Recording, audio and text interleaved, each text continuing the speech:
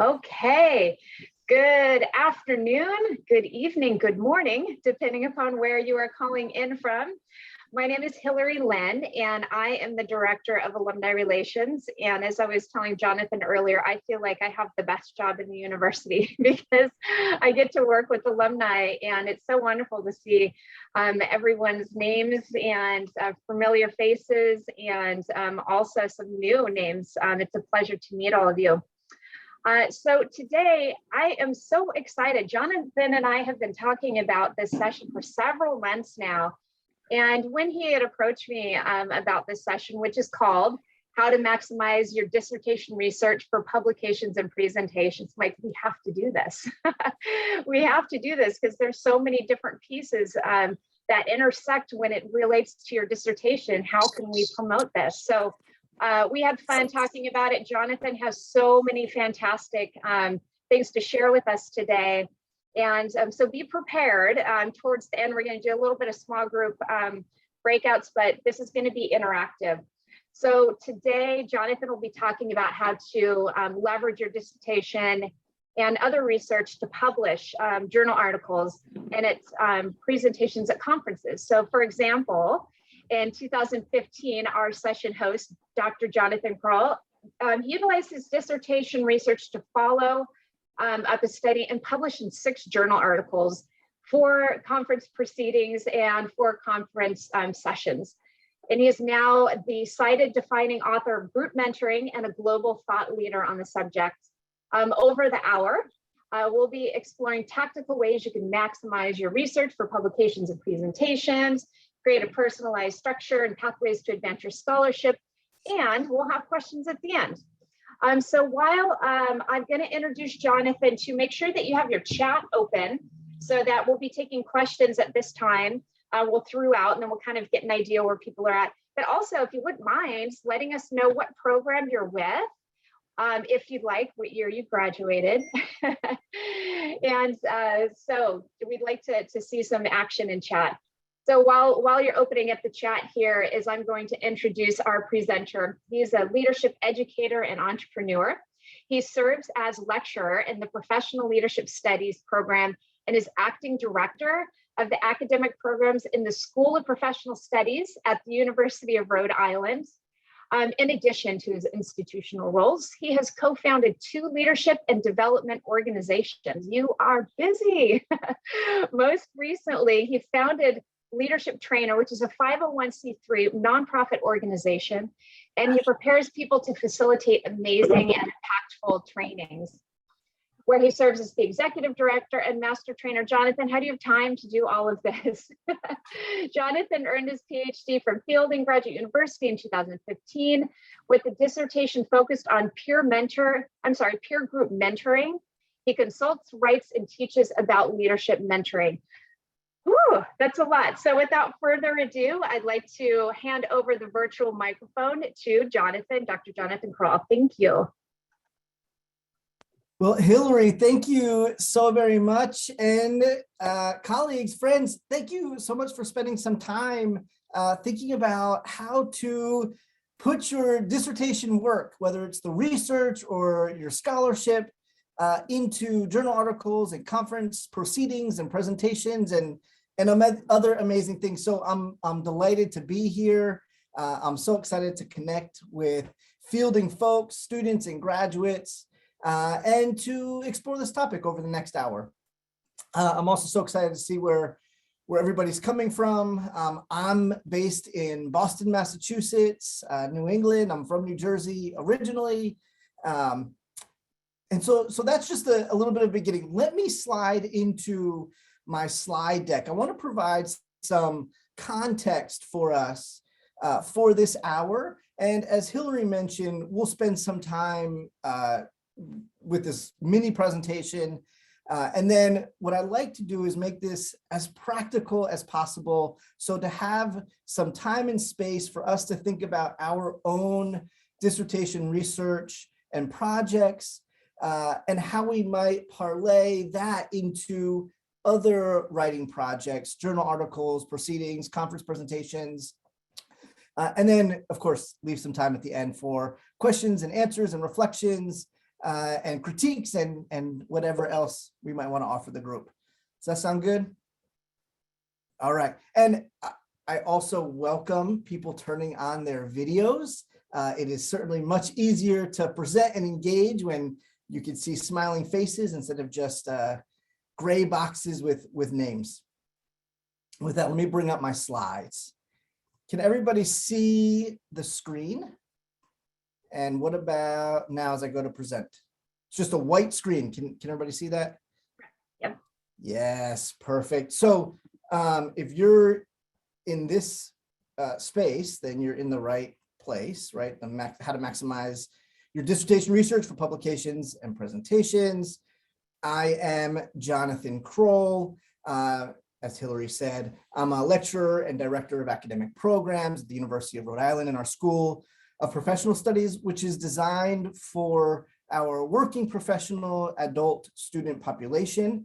We've got 4 undergraduate programs and we're working on a master's program. And so really excited about what we're offering for students on this non-traditional university path. I also am the founder, executive director, and a master trainer with Leadership Trainer. And with Leadership Trainer, we provide trainer preparation or train the trainer programming and resources for folks. We believe that there's a serious gap in the leadership training and development space, in that those who are charged with and responsible for the leadership training and development of others are often ill prepared to facilitate trainings, and that can have long-lasting generational impacts on folks. And so we want to better prepare those who facilitate trainings. And we offer a certification program and our mastery course, which is a digital 12-module course, and then free resources as well. And let me also share or reiterate what I hope we're able to cover today, our objectives, our learning outcomes, which is to explore tactical ways that we can maximize our research for publications and presentations, to create a personalized structure and pathways to advance our scholarship, and then to ensure there's enough time to answer your questions. And of course, I welcome folks asking questions or sharing reflections throughout. So just dive right in if you've got something to offer. With that being said, I also identify as an amazing uncle. That's Rose and Lewis. I think that it's important for us to share our whole selves. And so while I can't share everything about me, I am more than a professional, an academic, a nonprofit leader. I also am an uncle. And during a pandemic, I wear matching sweatshirts and masks with my nephew, Lewis. And as a fun fact about Rose, she was born on my birthday a year and a half ago. And so we're birthday buddies. And with that, let's slide into this mini presentation. So I'm starting with a screenshot of the cover page of my dissertation, right? This was completed in 2015. And the reason I share that is from after publishing this dissertation, as Hillary shared, as well as what I put in the description, I was able to draft a number of articles. And so what is meant by the term group mentoring was published in 2016. A follow-up article that was directly connected to my findings from my dissertation was published in 2017. And then I also have 2 other articles that are connected to special topics or special issues in journals, Women's Ways of Mentoring and Leadership in Group Mentoring, that are connected to 2 different journals that had a call for articles in their special topics. One was on mentoring from a gender perspective, and the other was from a leadership journal, the Journal of Leadership Studies or Leadership Education, that wanted to explore leadership and mentoring or leadership and coaching. And so these 2 articles are under review by the journals as we speak. I also wanted to just share my Google Scholar page. And so the first article that was published in 2016 has now been cited 41 times. That's not that big of a number, but it's substantial. And at least in 41 different contexts, people are now drafting my name, and I'm part of APA citations or MLA citations, which is very, very exciting. And if you're not familiar with Google Scholar, you should definitely just type in Google Scholar and click it, and you can enter your own name, but you can also follow other researchers with whom you have a special interest in. And then you can find out what articles are fresh off the presses, as well as their previously published articles. And that, in fact, if you click on the cited by, that number, it's a hyperlink, and it actually goes to the full listing of articles that, in this case, cite my journal article. And so I can go, I can't do it now because this is a screenshot, but I can go to each of my articles that have been published and find the articles where I'm cited and get an understanding of how they're leveraging these other scholars, how they're leveraging my research, my articles in their publications. I also want to share that I conducted a follow-up study that was similar to my dissertation. My dissertation focused on executive level professional women, and the follow-up study focused on university female basketball athletes. And with this follow-up study, I was also able to generate 2 articles from that. One as a general overview of our findings of the peer group mentoring experience, and a second one that was specifically tailored for an athletics or a sports administrator or a sport coach's journal, the Journal of Athlete Development and Experience. And the reason I share this, and we'll come back to this in a little bit, is how we differentiate our articles for different audiences. That's one of the tools that we'll focus on as we think about how we might find places for our data, for our research to be utilized in different contexts for publications. I also have utilized my research from that original dissertation study, as well as the follow-up study for conference proceedings. Conference proceedings are essentially papers, articles that we write that are connected to conference sessions. And so typically we write a robust and strong article that's considered a proceeding, and it's reviewed by members of that conference committee or volunteers that are attending the conference or scholars in that field who are attending the conference. And it may be accepted, which then could parlay into a conference presentation. And so I've also had separate conference presentations based in my research, and then consulting opportunities. I've leveraged my articles to send to prospective clients to share that I'm a thought leader on the subject of group mentoring and peer group mentoring, and have a good understanding of mentoring and coaching in general, and can leverage those articles for consulting opportunities and projects. With that, I just wanted to provide those details to give you a little bit of context of where I'm coming from as we get into what I think are some best practices as we think about pulling apart our dissertations and our research to focus on publications that we're interested in. Before we dive into that, I do want to just create a moment of pause to see if there are any questions or reflections or comments from the group. Yeah, Jonathan, it's Teresa.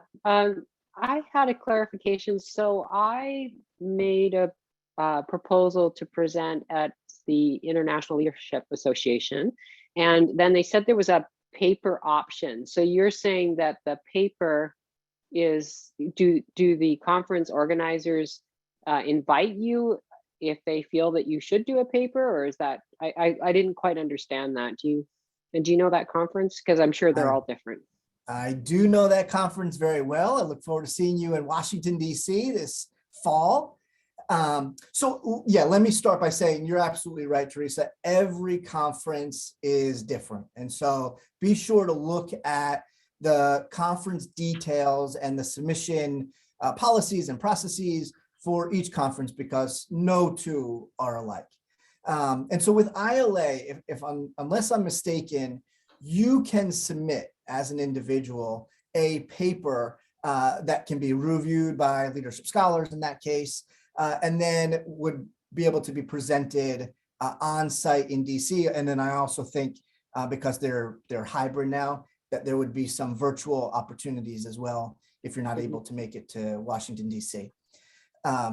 Other conferences, so the Leadership Educators Association, which is having their conference this summer, I think it's July in Kansas City, they tend to be much more leadership faculty rather than leadership practitioners.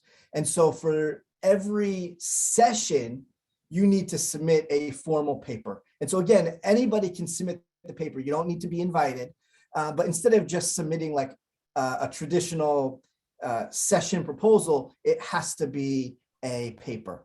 And so that's just an example of the differences between how conferences operate in sort of in different formats, depending on the conference audience. But I think for ILA, to go back to your particular question, I think anybody can submit a paper and think we should all do that if given the opportunity. We don't need to be invited. And what we can also do is sort of work the system, which is to submit a paper, but also look to submit a workshop or a conference session that is the same details that are in the paper for the conference itself, right? That gives us, a little bit of leverage and a little bit of a boosted opportunity to hopefully get one or the other accepted. And if we're already putting together the paper, putting together the conference presentation proposal is going to be just bits and pieces of the details, but structured a little differently based on that conference's expectations and structures for the different types of submissions that we submit. Thanks. Yeah, great question. Other questions or reflections? Yeah, Dr. Kroll, I'm Ingrid Greenberg. Hi, I'm from class of 2020, educational leadership with fielding. So I have a question. My proposal to present at an online teaching conference was accepted, and my topic is related to my doctoral research.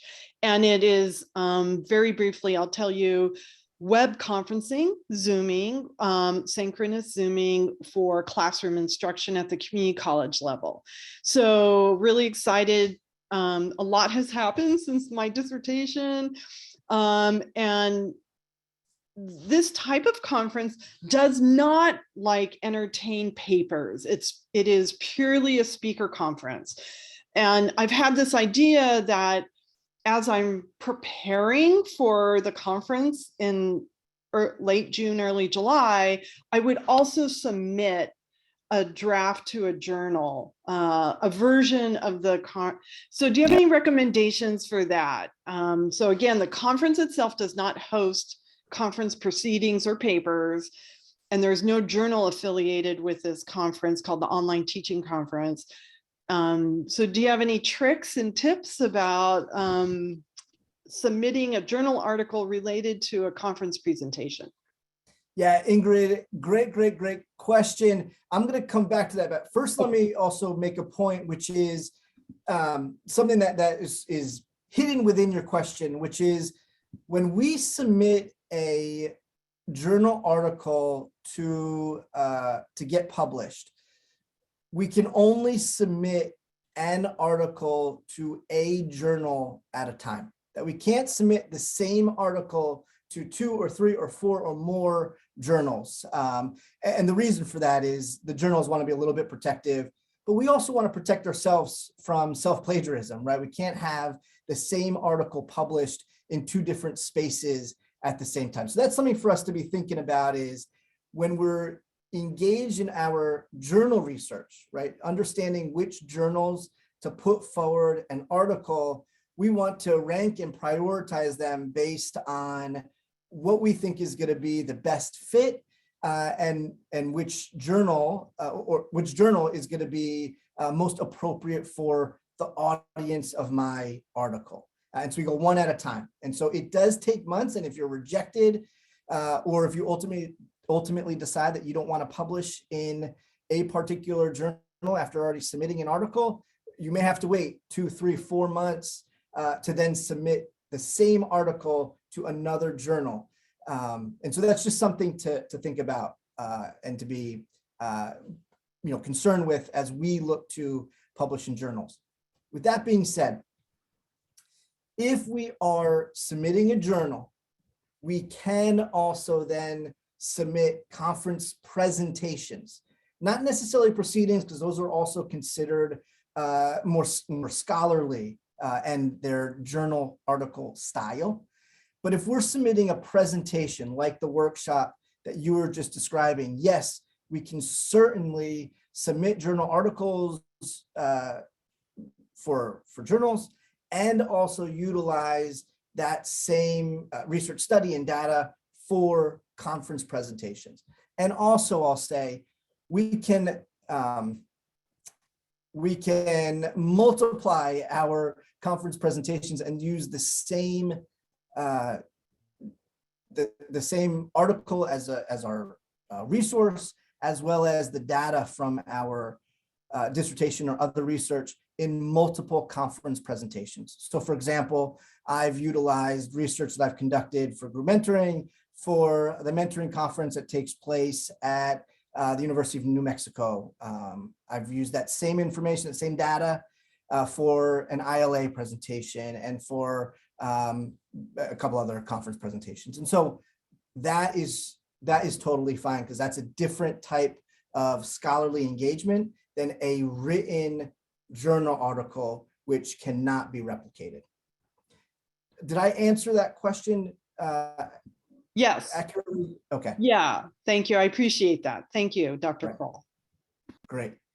Now, there's one other question, and maybe you'll be answering this in just a moment, but there's one in the chat that's asked, Valerie, hi, thank you for putting this in the chat. Is there any particular strategy or process identifying publishing opportunities in journals? Is it easier to publish in open access journals? Yeah, so it may be easier to publish in open access journals. Often they require you to pay a certain amount, and every journal has a different fee structure to get published in open access journals. Those tend to not be as scholarly or highly rated journals as the not open access. And so that's something for you to think about as you are thinking about your career path and trajectory and how you hope to leverage and utilize your journal article. If, for example, you want to go the academic route, then you really want to be in the peer-reviewed journals. They tend not to be as open access. They also should not come with a fee, that they're either connected to a university or a professional association. And that provides a little bit more, I don't like to use this word, but within the field, the academic field, a little bit more legitimacy than some of the sort of very open access, you pay us to publish your journal and we'll publish it. So think about that as you are submitting articles for open access journals compared to the more established journals that are not as open access. In terms of strategies, the best bet is to think about the audience and then just do a Google search for articles. And so like I've done a Google search when I started on mentoring journals. and they would come up. Or I've used for the basketball athlete articles that I've published, I was looking for a sports specific and athletics specific journal, and I just did a Google search, and then I explored those journals further on their websites. I also think that it's important for us to look at the journals of the folks with whom we are admiring as scholars in our field, and where are they publishing articles. And that is a good place for us to consider where we might submit our journal articles as well.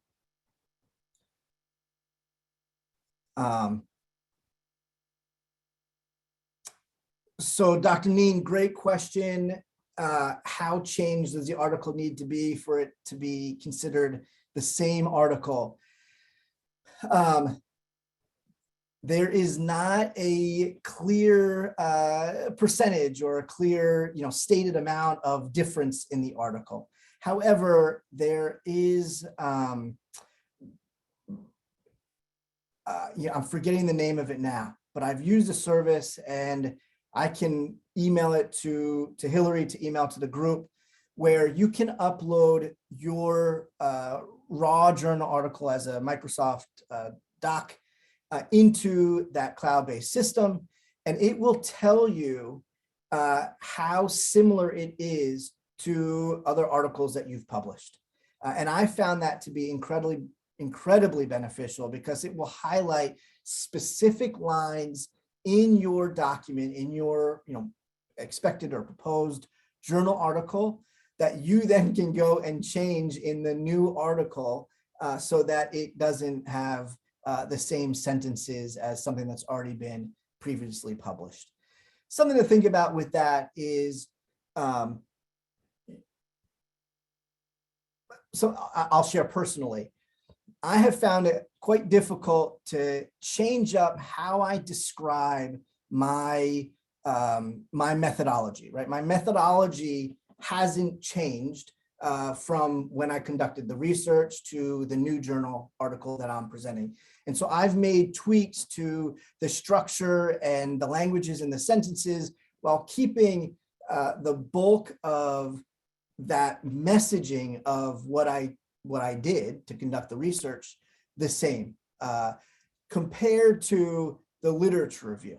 The literature review section should be dramatically different. That if we're pulling our article apart to be for a new audience or a new topic that's connected to our research, then the literature review should be directly connected to that particular audience.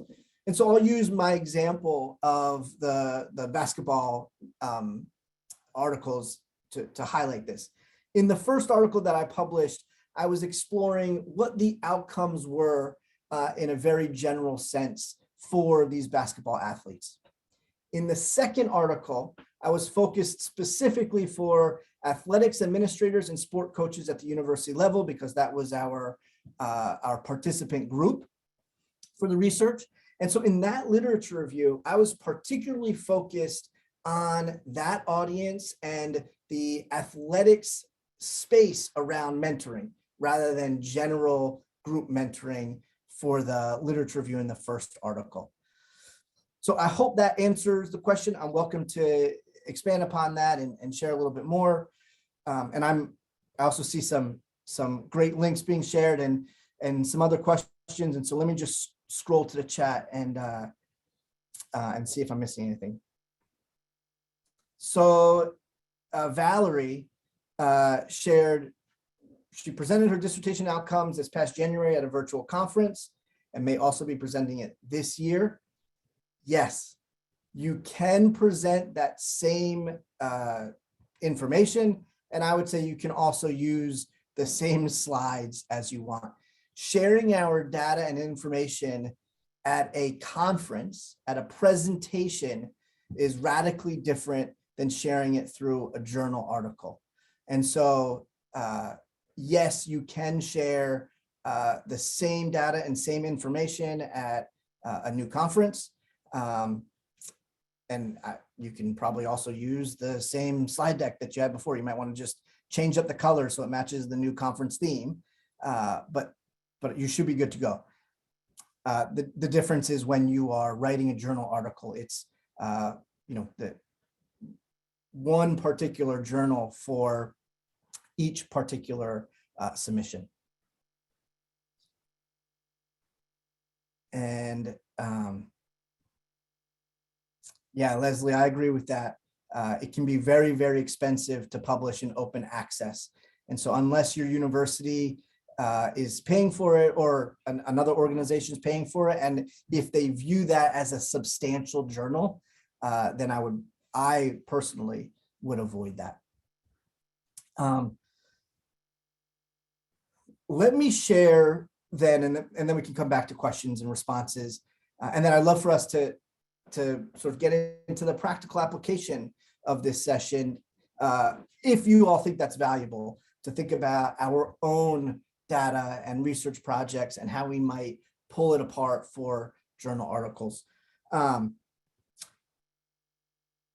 So as we think about utilizing our dissertation data and research for articles, we want to think about strategically how to pull it apart and to leverage that for different audiences, different journals. And so one is we want to think about, based on the literature review, what new wisdom do you have? What new insight do you have that you can utilize for a journal article that does not necessarily need to be research-based, doesn't need to be empirical findings? For example, I found a gap in the literature that there was no formal definition on group mentoring, that across the literature, there was a number of articles that talked about group mentoring experiences, but nobody really defined what group mentoring was or clarified what that experience looked like. And so based on that gap, my first article was about what is group mentoring. And so that's how I've started to become a thought leader in this space, thinking about what is group mentoring, because I found a gap based on my literature review. So not connected to my actual research, but just the literature review. And so you might want to think about, where are you finding the gaps in your literature review that you can write an article about that clarifies for the audience in that space what it is that you feel compelled to share. So that's one way to think about leveraging your dissertation for a journal article.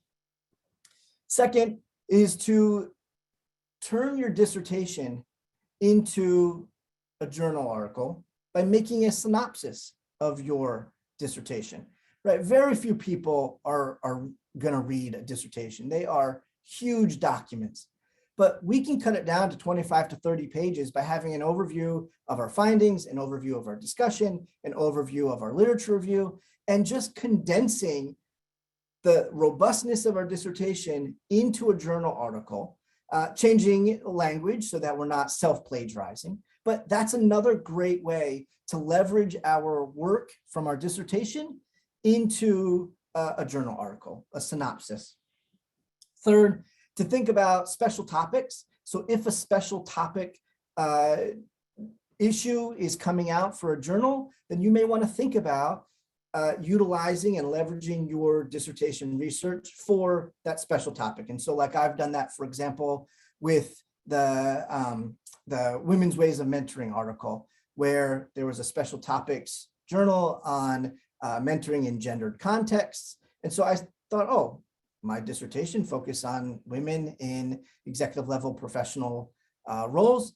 And so there's something here about, from the data, there's something here about what it meant for these women to be gathering together in these mentoring groups. And so I'm utilizing those reflections from my participants for that journal article. And then also be thinking about the various niche journals that you may be able to publish on specific topics. And so, with this basketball example, to go back to it, My first article was just sort of a general reflection on what these participants' experiences were in the group mentoring. And then my second article was this essentially the same data, the same research, but framed around them as athletes for an athletics body. And so thinking about what niche topics or areas might you be able to explore for your data, for your scholarship. And then let me just share 4 things to consider as you are thinking about putting your article together. One is, I've mentioned already, self-plagiarism. And so, right, we can't just copy and paste new articles. We need to provide something new. It needs to be substantially different. I, again, apologize for forgetting the name of the service that I used to check my percentage of repetition, but I will share that with Hillary after this, and welcome to email it to everybody. And so that's something to consider. Second is the audience, right? You want to be strategic and purposeful in writing to that new audience for that new journal article. And so thinking about how might you connect with those folks. And then the other thing is, in relation to that, is potentially thinking about bringing on collaborators, right? So for a number of my follow-up articles, I collaborate with Kathleen McMillan Roberts, another Fielding alum, and another scholar, Stacy Blake Beard, to leverage their wisdom and expertise, and also to lighten my own work as an author. So think about how might you invite collaborators who are in the same space to put together an article that might be really exciting and beneficial for the field. And then finally, be thinking about your saturation point. So I've put together 6 articles or so from, or 4 articles from my dissertation, 2 more from a follow-up study. I've done many, many conference presentations on the data from both. I am done with that. I'm ready to move on to other projects. And so thinking about your saturation point and when it might be time to think about another exciting project is also something healthy as you start publishing.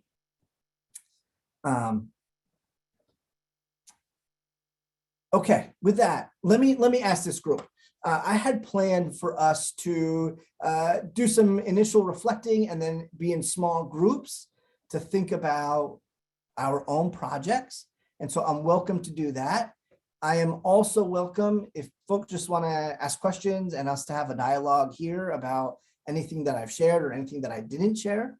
I'm welcome to do that as well. So you tell me, what do you prefer is the best use of our next 20 minutes? Questions? Great. Yeah, perhaps go ahead and put your answers in the chat. If you'd like to do that, we'll get a good idea from there.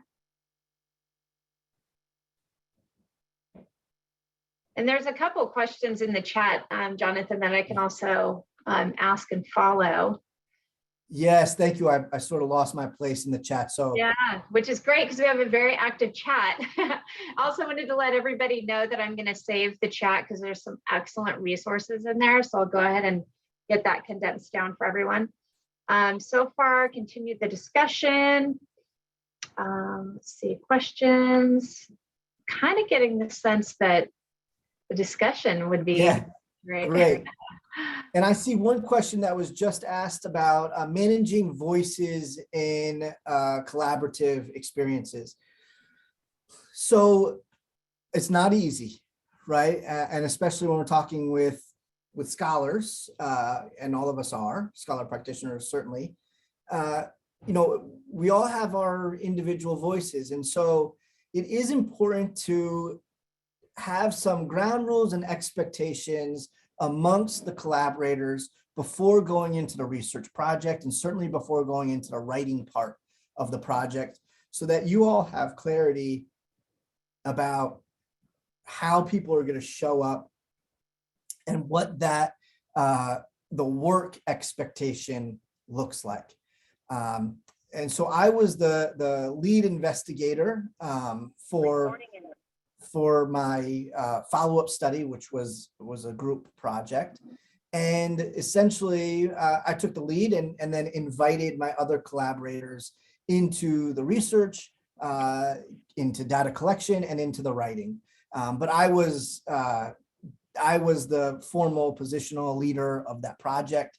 And so I had a little bit more of that responsibility, and then was able to identify how the other, my other collaborators could strategically contribute to the work that we were doing.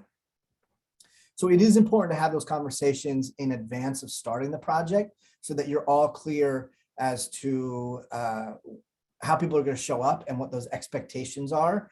And also that provides an opportunity for folks to back out if they just don't have enough time, if they've got other work projects, family commitments, big travel that might be happening right when the journal needs to be edited and reviewed, which takes some time and energy. And so that will be an important part of the research strategy as you get into the projects. Jonathan, I saw a question in the chat I thought some people might be interested in is collaboration on a single article. How do you best manage the voices and the content in that effort? Yeah. So similar to what I was just saying, it's important to get the expectations clear from the very, very beginning.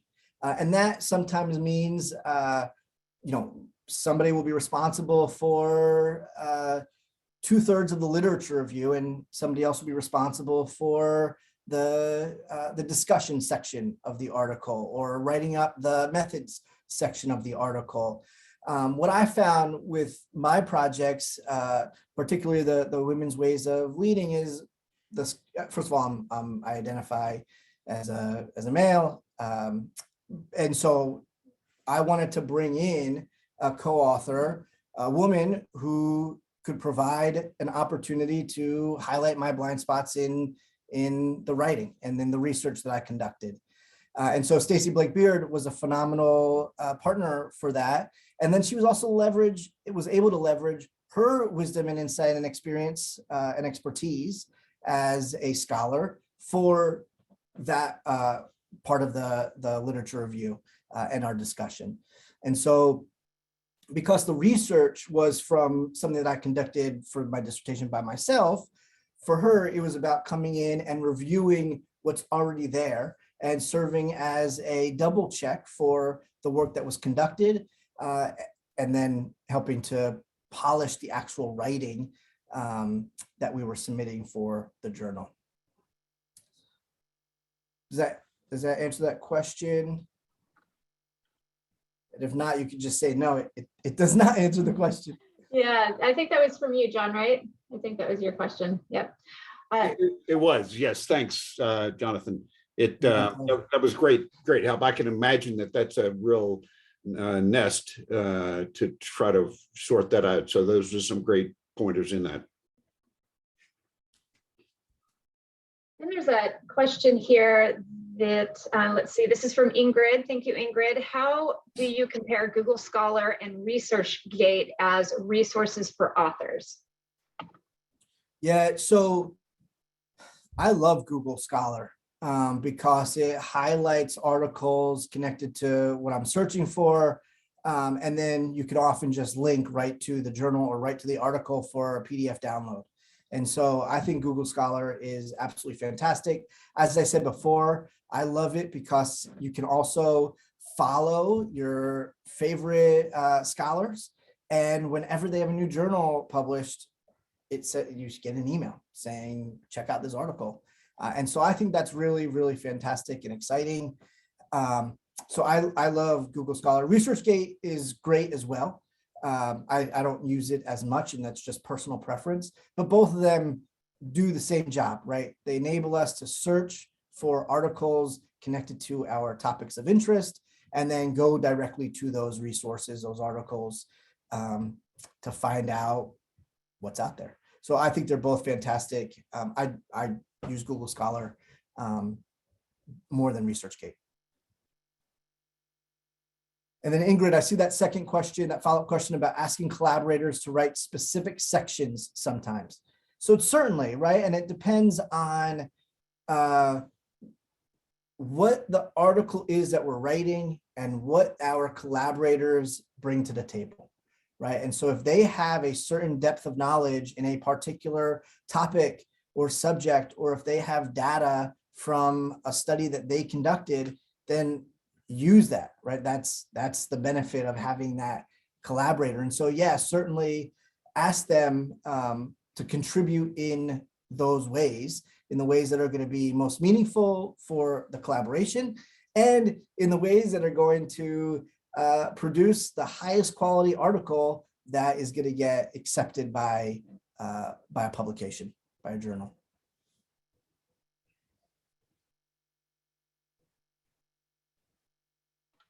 Yeah, Crossref is another great one. And, as we all learned, I think also in our fielding experience, going to the sources from the journals, the articles that we're reading, right? And so I can't stress enough, and I say this to my students too, as you're reading articles, go back to that citations page and highlight the articles that you want to explore more, and then go and do that. So often we forget about those back pages.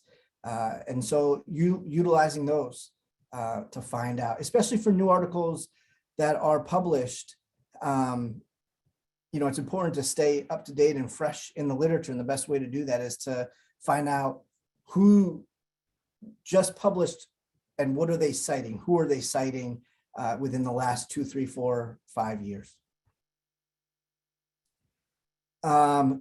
So the dangers of self-plagiarism, if you're turning your dissertation into a book, that's going to be more of a question for your publisher, because the publisher will actually own the rights to your book. And I'm saying that from if you utilize a publishing house rather than self-publishing. I'm not familiar with the self-publishing process and plagiarism. The conflict there with self-publishing a book and sort of copying and pasting from your dissertation is, I think, more connected with Fielding, who has in part published your dissertation. And so that's something to figure out on another Zoom. But in terms of a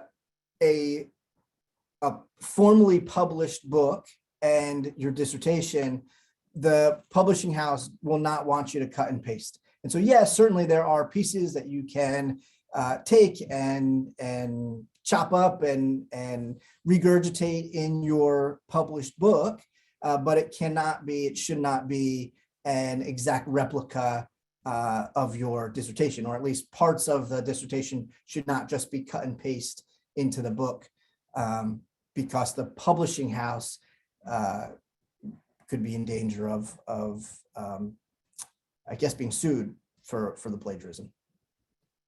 I'm not an expert on that. My first book is coming out this summer, and so I should probably explore that a little bit further as I reflect on that now. But you'll want to connect with your publisher about how that works.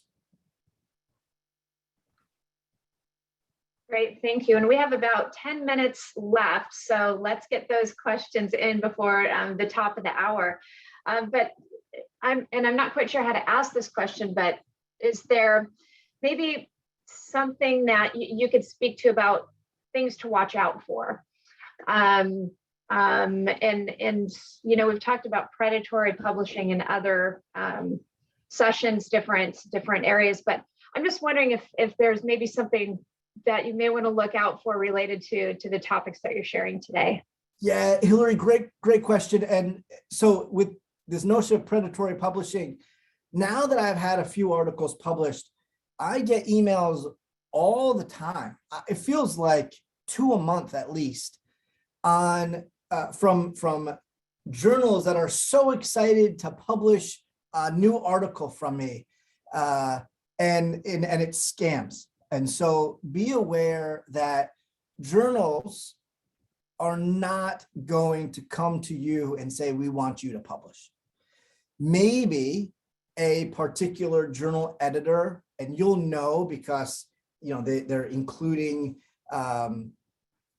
like their connection to the journal as an editor, may ask you to participate in submitting a proposal for a special topics publication or something like that. But if you get a random email just inviting you to share your journal or you share your article with that new journal, it's probably a scam.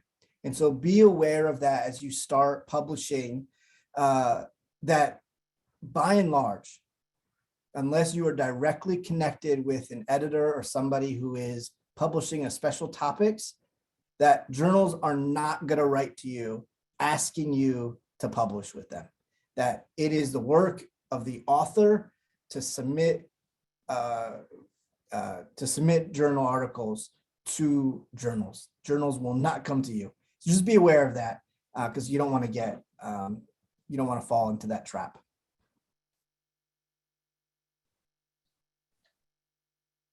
Great question. Thank you. I just want to point out, Laura, it's great to have you on here, Dr. Marcos. She has a bunch of resources in the chat. If you're not taking a look at that, I definitely recommend taking a look. And as I said, I'll make sure and email this out. And there's a question from Margaret. Great to see your name here. What is your opinion about LAP? I'm going to need some clarification on what LAP is. Yes. And Margaret, if you want to jump off mute or if you want to stick it in the chat, we can go ahead and take a look at that. Yeah, sorry, I took some time to unmute. I think it's called Lambert is the first word. I'm not sure what I think it's academic publishing. They were really after me when I finished my dissertation to publish a little book. I don't know if that rings a bell with anybody. Maybe not. I'm not familiar at all.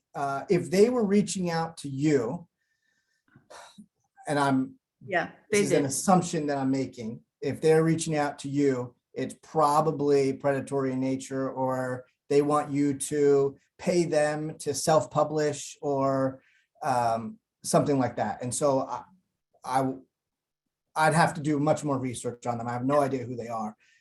David, thanks for putting it in the chat box. Lambert Academic Publishing. I don't know who they are, but my sense is they're probably not who you want to be surrounded by. Yeah, and what happens if you are with a predatory journal? What's the downside? Well, the downside one is that you're paying for something that you probably don't need to pay for to get a journal article published, right? There's many journals that would love to have your article that you don't need to pay.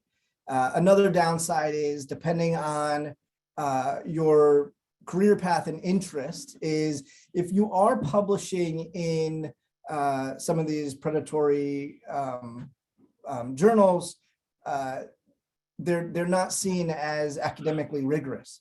And so if you're looking to serve as a faculty member or even as an adjunct, and you list that journal on your CV or resume, you're going to be overlooked and or discounted because it's not seen as something that is beneficial for that university community.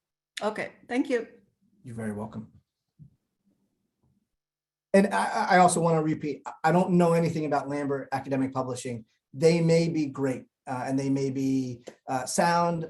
I have no idea, but most of the time, the journals and the publishing houses that come to you with these great opportunities after you publish something tend to be a little bit deceiving. I'm just checking out the chat, and there's some great resources in here. Let's see. And if anybody has any other questions here, I think the plagiarism question is popping up quite a bit. It looks like Laura has one here. The good source is the Textbook and Academic Authors Association. Mm-hmm. Yeah. And it sounds like people are interested in, and thank you, Catherine, for this note, a suggestion for a future session is flipping your dissertation into a book and what to look out for. That's always a good one. We did have a session with Director of Library Services, Abby Ray, to watch out for predatory publishing. I have that one available, and I can add that to the email that I'll send out with this recording. Yeah, and I'll just follow up with that. You know, I'm not against self-publishing for books and even some journal articles. And so if folks are comfortable and excited to do that, then do it. I mean, getting our works out there is really, really important. Something to consider though is how might this support or detract from my goals and pursuits? And so speaking from sort of the academic lens, if you are interested in the faculty route, either as a full-time faculty member, as a lecturer, as an adjunct instructor, self-publishing is not the best way to go. And just publishing in, some of the open access journals is not the best way to go because it's frowned upon within the academy. If you're looking to leverage those publications for consulting work, then it may be a phenomenal route for you. And so it's just something to consider as you're looking to publish.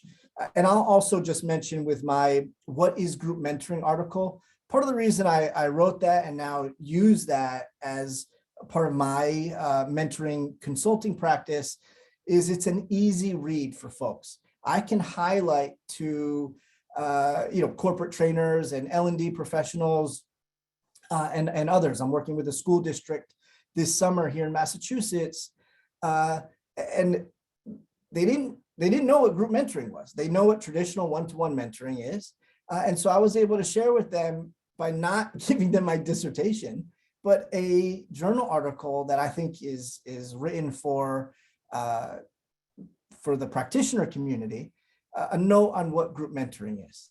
Right, so they get to know a little bit of me, they get to know a little bit of group mentoring, they get to know sort of my style and engagement through that article. And so I can leverage that for the consulting work that I'm doing as a scholar practitioner.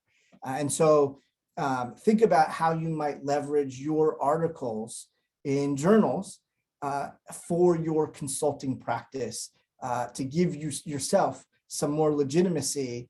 So I'll just end my comments there. Great, perfect timing. Teresa, we'll go ahead and take your last question. Yeah, I just wanted to make a comment because I've been doing that in the chat a little bit. I think we have to be careful about the open access journals. They are growing up, and research shows that some of the validity there is much stronger than in the not open access journals. So there is a lot of peer review going on in some of the open access journals. So I think got to just be a little bit careful there. And a lot of them are not for fees because they're sponsored by people who are working at universities. And my second point was that the self-publishing, an idea, a really interesting idea I saw out of Royal Roads University was 5 authors, they co-published, self-published together, and they worked on the promotion together as well. So they accessed all their 5 combined networks to create quite a great stir for their book. So although they had to share the cost of the self-publishing, it's turned around for them in terms of consulting and further publishing and so on. So this was a neat little idea that I went to a presentation on, an alumni presentation at Royal Roads University, and it was just really inspiring. So just add that up, and I got to go, but thank you so much, Dr. Kroll. That was really fascinating. Yeah, Teresa, thank you so much. And I want to reiterate, it's so important for us to do research on these journals. You're right, there are phenomenal open access journals, definitely. And there are also terrible ones, right? And so we have to do the research to find the best fit for ourselves. Thank you so much. We're at the top of the hour. Appreciate all of you spending an hour with us. Just want to say, Jonathan, thank you so much for your time and your space and your expertise. It's such a pleasure to see so many names and faces, wishing you a great rest of the day, and we'll see you next time. Thank you, Hillary.